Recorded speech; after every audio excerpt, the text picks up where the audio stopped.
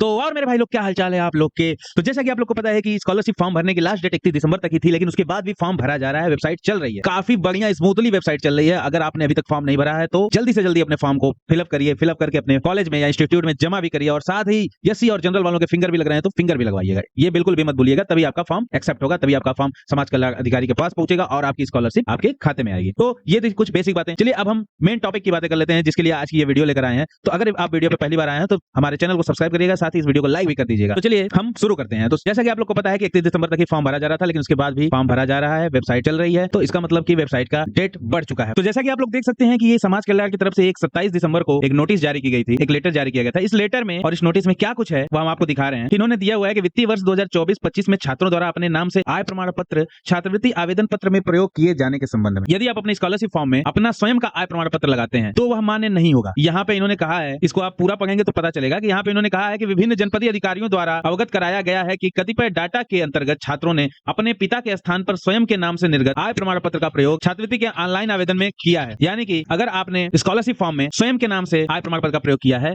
तो ये कह रहे हैं कि चालू वित्तीय वर्ष में भी छात्रों ने अपने नाम से निर्गत आय प्रमाण पत्र का प्रयोग किया, जो नियमानुसार नहीं है, और विगत वर्षों में भी किया था, यानी कि पिछले साल भी किया था। तो पिछले साल तो कैसे चल गया था, क्योंकि पहले साल था, सबकी गलती थी, तो चलो ठीक है, किसी तरह से इन्होंने एक्सेप्ट कर लिया कि चलो ठीक है कोई बात नहीं, इस बार हम छोड़ देते, क्योंकि सबको पता नहीं था। लेकिन इस बार इन्होंने साफ साफ दे दिया है लेटर में कि आपको पिछले साल भी अवगत कराया गया था और इस वर्ष भी कराया जा रहा है, जो कि नियमानुसार नहीं है।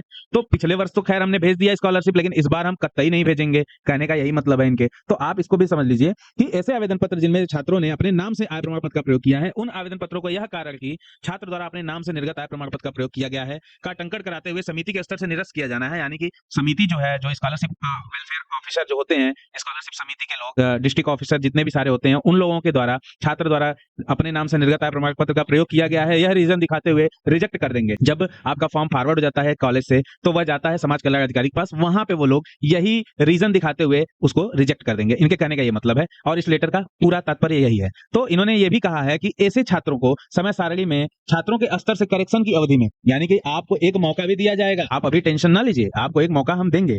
इन्होंने कहा है कि माता पिता या फिर अभिभावक अथवा पति जैसा कि लागू हो, यानी कि अगर शादीशुदा महिला कोई है, कोई लड़की है, कोई स्टूडेंट है जिसकी शादी हो चुकी है, तो वह अपने पति का भी लगा सकती हैं। तो जैसा लागू हो, मतलब जैसा भी लागू होगा, अगर आपके माता पिता हैं तो आप माता पिता का लगाएंगे, माता पिता न होने की दशा में किसी अभिभावक को, यानी कि जिसको जो गार्जियन आपका होगा, जो आपका कोई बड़ा भाई या कोई चाचा ताऊ कुछ भी होंगे, उनका आप लगाएंगे ऐसी स्थिति में, ठीक है। तो इन्होंने कहा कि के नाम से निर्गत आय प्रमाण पत्र के संशोधन का अवसर प्रदान किया जाएगा, यानी कि ये प्रदान करेंगे एक अवसर। तो आप घबराएं बिल्कुल भी नहीं, अभी से आप अपने गार्जियन माता पिता का किसी का भी आय प्रमाण पत्र बनवा लें, क्योंकि बनने में भी समय लगता है, 1 हफ्ता 10 दिन लगता है, क्योंकि बहुत सारे आवेदन लोग कर रहे हैं, तो बनने में थोड़ा सा समय लग सकता है। तो आप लोग एकदम बिल्कुल भी ना घबराएं, आज ही जाके अपना आवेदन कराएं, ठीक है। और ये वीडियो अगर आप देख रहे हैं तो कमेंट करके भी बताएं कि आप लोगों ने इस वीडियो के माध्यम से जो हमने जानकारी दी, आप लोगों को क्या आपको पसंद आई। अगर वीडियो पसंद आई है तो जरूर एक प्यारा सा कमेंट करिएगा, आपके कमेंट से हमें पता चलेगा कि हमारी इस वीडियो को कहां तक रीच मिली है, कहां तक पहुंची है ये वीडियो। इन्होंने कह दिया है कि ऐसे सभी छात्र संस्था के माध्यम से आप द्वारा सूचित कर दिया जाए कि वे सभी पिता के नाम से आय प्रमाण पत्र जारी करा लें। संस्था को भी बता दिया गया है कि आप सभी स्टूडेंट को बता दें, लेकिन बहुत सारे संस्था वाले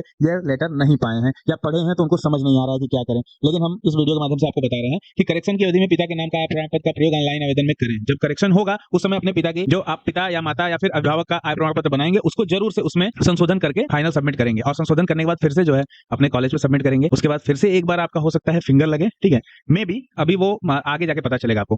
खैर अगले लेटर पे आते हैं। तो इस लेटर के हिसाब से इन्होंने बताया कि 31 दिसंबर तक समयावधि थी। मास्टर डाटा जिसका अभी तक लॉग नहीं था, जिस भी कॉलेज का, वो मास्टर डाटा 31 दिसंबर तक अपना करा लें। तो 31 दिसंबर तक सभी लोग करा लिए होंगे, उम्मीद है। अगर नहीं कराए होंगे तो अभी भी मौका आपको मिलेगा, कोई बात नहीं, ठीक है। इसके बाद इन्होंने कहा कि 6 जनवरी 2025 तक, तो 6 जनवरी जिसका भी फॉर्म अभी तक भरा जा चुका था, जिस भी स्टूडेंट का फॉर्म भरा जा चुका है, जिस भी संस्था को मिला है, वह ये जान ले कि 6 जनवरी तक आपको फॉरवर्ड कर देना है। वो प्रथम चरण के फॉर्म होते हैं। इसके बाद जो डेट मिली है आपको 15 जनवरी तक, यहाँ की आप देख सकते हैं कि छात्र द्वारा रजिस्ट्रेशन करना 11 जनवरी तक होगा। उसके बाद 15 जनवरी तक ऑनलाइन आवेदन को फाइनल करना है।